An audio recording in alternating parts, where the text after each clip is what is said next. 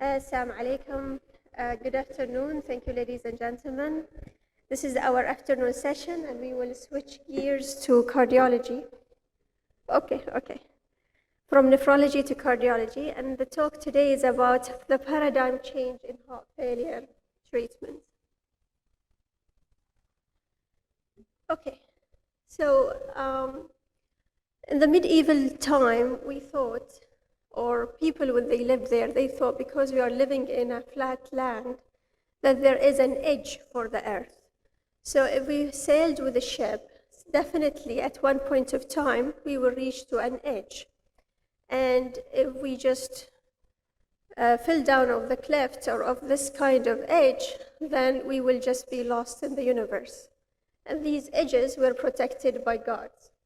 So this was the belief that time that the earth has an edge. And this basically what happened to us when we were talking about the heart failure treatment. All the classes of anti-failure medications were basically got invented from 1985 or 86 till 2001 with the introduction of ACE inhibitor, ARBs, beta blocker, and mineralocorticoid receptor antagonist. However, from 2001 till 2014, we failed to introduce any new medication for the treatment of heart failure. All the trials basically introduced a new molecule to the same class, or basically it was a failure to introduce any new hope for patients with heart failure. So we thought that we are really reaching to the edge of the heart failure treatment, and probably there is nothing else we can offer these patients. However, Galileo Galilei, he challenged the church with the concept that the heart does not have an edge. The heart is basically a globe. And we are part of a big universe, and we have a lot of galaxies and planets, but this was actually been documented in our Holy Quran, that the earth is basically is a globe and not something with an edges. And this basically what happened to the concept of the edge of heart failure treatment with time. In 2014, when the paradigm were basically got published in New England Journal of Medicine and the introduction of the new molecule, the Entresto, we came to the concept of the global treatment of heart failure. So the paradigm heart failure trials produced a new molecule that will bring hope for patients with heart failure, where probably those hearts can be restored to its normal state before the disease position, and probably we can offer some kind of better prognosis and better treatment for patients with heart failure. So in my talk, I will speak about angiotensin receptor nebulizing inhibitor, which is sacubitril valsartan, in three main dimensions: the molecule in pharmacopathology, the molecule in clinical trials and guideline, and the molecule in the real life. Despite the whole articles that were basically introducing this kind of molecule in the pharmacology, in the trials and the guidelines, what will make the difference at the end of the day is the response or the feedback that you get from the patient when they get to be treated with this molecule. And then you get to start to trust this molecule more and more, and you start introducing it to more and more classes of patients with heart failure. So if you start with the pharmacopathology, when we have a cardiac injury that will cause heart failure, we will have reduced cardiac output, and therefore the blood flow that will go to the kidney will be reduced, and then later on the renal sympathetic renin angiotensin receptors and aldosterons will be activated, sodium will be retained, fluid will be retained, and we will have interstitial and volume expansion. At the same time, there will be neuroendocrinal activations. Basically, this is a complex diagram that shows the whole system of renin, angiotensin, aldosterone activation. At the same time, we will have activation of natriuretic peptides with all the different types, the A and Bs and the B and Bs, where basically they will act as counter mechanisms. The adrenaline or the sympathetic nervous system will be also activated. So if we talk about it in terms of organs, we start with the brain that will have a release of ADH and promotes water retention. The liver will produce angiotensinogen that will be activated to angiotensin. The lungs will produce the angiotensin converting enzymes. And all of that will be working to increase the vasoconstrictions and increase the blood pressure. So basically, this is the bad part. What initially starts to be a compensatory mechanism eventually will end up with a deterioration for the deterioration of the heart failure. With the release of aldosterone, sodium reabsorption, increased blood osmolality, and fluid expansion, the patient will become symptomatic and he will present with shortness of breath. The counter mechanism, because God gave us the mechanism of the counter mechanism. The counter mechanism that whenever the heart started to stretch, the natriuretic peptide will be produced. It will be formed first as a pre-pronatriuretic peptide that will be cleaved to a pronatriuretic peptide, and then it will produce the active fragments, which are the AMBs, BMBs, and CMBs. And they will produce the good effect, the diuresis, natriuresis, the vasodilatation, reduction of the blood pressure, inhibition of smooth muscle proliferation.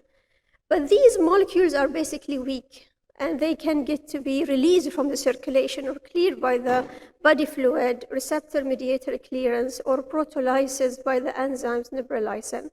So at the end of the day, I want a molecule to inhibit the RAS and promote the action of natriuretic peptide, and this is what happened with the LCZ696, or the sacubitril neprilysin inhibitor. I have a valsartan that will work as angiotensin receptor blocker, so it will block the effect of the RAS. And I have a neprilysin inhibition with the sacubitril that will inhibit the degradation of the pro-BMB. So the pro-BMB basically is a big molecule that will produce in the cardiomyocyte. It will be released in the circulation, and it will be degraded into active one, the green one, and the inactive one, the anti-pro-BMB. The neprilysin will inhibit the degradation of the active metabolites and even the pro-type of the pro-BMB. So I'm potentiating the good effect of the BMB peptides. So in patients with heart failure, if I will block the degradation of anti-pro-BMB, I will have vasodilatation, I will reduce the sympathetic tone, I will reduce aldosterone, and I will reduce myocardial fibrosis and the hypertrophy. So I might even arrest the remodeling, and not only that, we might even reverse the remodeling. So whatever damage happened to the heart, I can actually reverse it back. The renin-angiotensin-aldosterone system, which is basically blocked by the valsartan, will reduce the vasoconstriction, will reduce the sympathetic tone, and reduce aldosterone levels. So at the end of the day, I'm getting the counter things that happen as a compensatory mechanisms, and this will help to improve the heart failure somehow. Not only this, with more studies also, they found that with sacubitril valsartan, I inhibit myocardial death, hypertrophy, fibrosis, inflammation, and this will have also antiarrhythmic effects. So if I give valsartan, sacubitril, I will inhibit, or I will reduce the chance of sudden cardiac death in those patients, and basically probably because of it has somehow antiarrhythmic effect as a short term, but as a longer term, I will reverse the remodeling. I will return the heart to its usual structure, and this will reduce the chances of sudden cardiac death. So the concept of healthy heart, when it is get remodeled, the reverse cardiac remodeling happened because I reduce the left atrial size, and I reduce the left ventricular volume and the filling pressure, and this eventually will get into the reverse cardiac remodeling.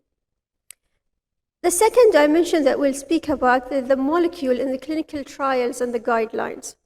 As I said, the global treatment of heart failure started in 2014 with the introduction of the paradigm heart failure.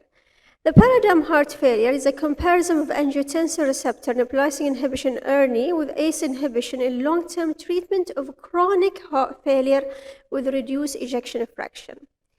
So the design was basically to have 8,442 people randomized to receive ERNI or Entresto in 200 milligram BD versus enalapril 10 milligram BD, which is a high dose of both of medications, after a period of single-blinded active run period. So initially they were enalapril, then shifted to Entresto 100 BD, and then 200 BD, and then they divided them into the two groups. These are the inclusion and exclusion criteria. The reason I showed it here is basically in paradigm heart failure, one of the exclusion criteria was the current acute decompensated heart failure. It is written down there. And this just to show you the progression that happened in the events of the trials. That initially this molecule was restricted to the patient with chronic heart failure. If the patient is having acute decompensation, Entresto was not introduced in the paradigm trials. And this is the effect. We saw that there is a composite primary endpoint, which is a cardiovascular death and first hospitalization reduction by 20%. With a p-value less than 0.001. Not only this, that reduction, the mortality by itself alone, also there was a reduction by 20% with a p-value less than 0.001. So if I give Entresto, I'm protecting the patient from dying, I'm protecting them from getting readmitted to the hospital. The risk also of first hospitalization was reduced by 21% with a p-value less than 0.001. And this made the history. This basically made the history because if you look at the whole primary composite endpoint, death from cardiovascular and hospitalization, and if I separate them, either cardiovascular death or first hospitalization, we sustained the p-value, the significant p-value, with a relative risk reduction around 20%. All causes mortality also were reduced by 16% with a p-value of 0.001 as a secondary endpoint. So this was basically the paradigm heart failure. After the paradigm heart failure, we got a lot of studies that slowly introduced this molecule to more acute conditions. So paradigm were basically for those who has chronic heart failure. So they get the admissions, they get to be discharged, we see them in the clinic, and then we shift them from, for example, ACE inhibitor or ARBs to Entresto. The titration were basically a multi-center prospective randomized trials, and the endpoint was basically to reach to optimum dose of sacubitril faster. So they compared people whom they get to Entresto in a short period with 6 weeks versus 3 weeks, and we found that short titration of Entresto is not harmful. So start it, and you can escalate the dose as soon as possible. This was a titration study. The PRIME heart failure study is a multi-center prospective trial where comparing the mitral regurgitation and the evaluate heart failure, they were comparing the change in aortic characteristic impedance. So we are not only looking at the myocardium, we are looking at the valvular changes as well. Then the PROVE heart failure came to be it's an open label for starting starting the sacubitril and ARNI and looking at NT-proBNP as a marker for improvement. But the real difference came with us with the pioneer heart failure, because here we moved from the ambulatory setting to the in-hospital. In the pioneer heart failure, they said just before you discharge the patient, or at the time of discharge, switch the patient from ACE or ARBs to Entresto. So don't wait for him to come to the clinic, do it while he's in the hospital. In the transition, no, it is in the hospitalization of the acute heart failure. So you see the difference. First, we start in the chronic, then just at the time of discharge, and then with the transition, we said, let's start it as soon as we see patient with heart failure. And all of these stages, Entresto proved to be of a beneficial benefit. So if you look here, if I have a heart failure patient, the pioneer told me that I should start it while he is in the hospital, in the upper part. The transition said, no, at the time of discharge. The PRIME is basically, and the PROVE is to notice that there is a benefit in the long run with up titration of medication. And the paradigm was basically the first study that showed that Entresto is a benefit for patients with a chronic heart failure. So the Entresto molecule was basically introduced in the European Society of Cardiology Heart Failure Congress in Florence. And here in 2016, they released their new guidelines. And in this new guidelines, Entresto was first introduced as a treatment for patients with heart failure. Then the American College of Cardiology and the European and ACC, they released 2017 focus update for their heart failure, and they introduced Entresto after the FDA approval in 2015. If you look at the guideline of 2016, and you will see the transition of this molecule, we start with patient with half-ref, and we start with ACE beta blocker, and if they are still symptomatic, you add aldactone. So the first step is ACE and ARBs, the second step is MRA, and then if the patient is still symptomatic, you can switch the ACE or ARBs to ERNI. So ERNI was basically the third step. So basically in 2016, it was just the introduction. So it is there in the guideline, but it is not the first line. You start with ACE and ARBs, you add the mineralocorticoids, and then if the patient is still symptomatic, you switch him to ERNI. In 2017, the focus update by the American College of Cardiology, the same concept. The first step is ACE and ARBs. However, they were slightly more enthusiastic than the Europeans, and they said, okay, if the second stage, the patient is not doing well, you can discontinue the ACE and ARBs, and you can start ERNI. At the same time, so you have the choice either to start MRAs, aldosterone antagonists, or you go ahead and you start ERNI. However, in 2021, with the American here, they made it faster than the Europeans. They released an update to 2017 ACC Expert consistent decision pathway, and they moved ERNI to the first stage. So here in 2021, they said, okay, we know Entresto is better now than any other molecule. And this is basically because of the experience that we gained over the last 7 years. Now, ERNI is a first preferred choice. So as a first liner, I have the choice to start ERNI or ACE or ARBs, depending on the availability and the tolerability of the patient. And then later on, you have all the classes of medication. So if you look here, with the transition from all of these trials, from the paradigm heart failure, Paragon, Prove It, Pioneer transition, we started to introduce a molecule early in the clinical disease. And at the same time, we started to trust this molecule better from the third step in 2016 guidelines to the first step, which is the preferred molecule in 2021 guidelines. And the last part of my talk is basically the molecule in the real life. And I will share with you this clinical case. Mr. Kazi is a 36-year-old Bahraini who presented with history of fatigue and reduced appetite as noticed by his relatives.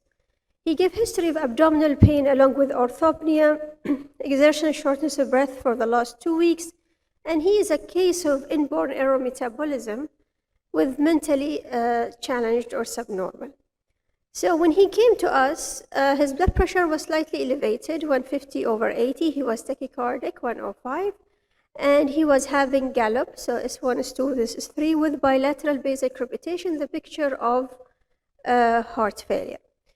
He's one of the first new cases that I tried with them, the Entresto, and at that time, we had the transition. So we started to introduce Entresto at the time of the patient going to be discharged home. So hopefully this will work. Okay, so if you look at his parasternal lung axis, you can see that the heart is basically not dilated, but the contractility was reduced. And if you look carefully up, there was some element of pericardial effusion. This was a strain that we did for the patient, and you look at the strain, it is reduced. And strain basically is to assess the myocardial contractility at the level of the myocardial fibrils, and it was around -11. If you see it less red and some areas that are also blue, it means that the contractility is impaired.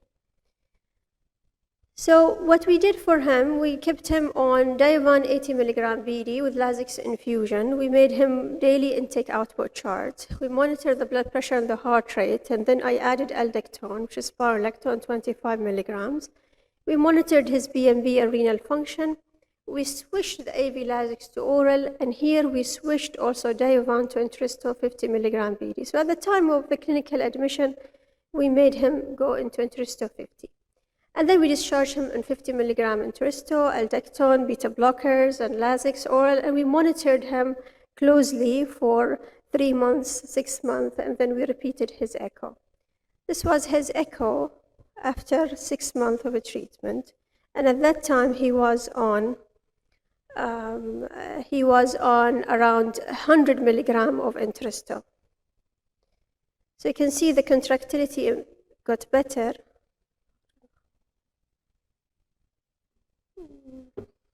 Okay, yeah.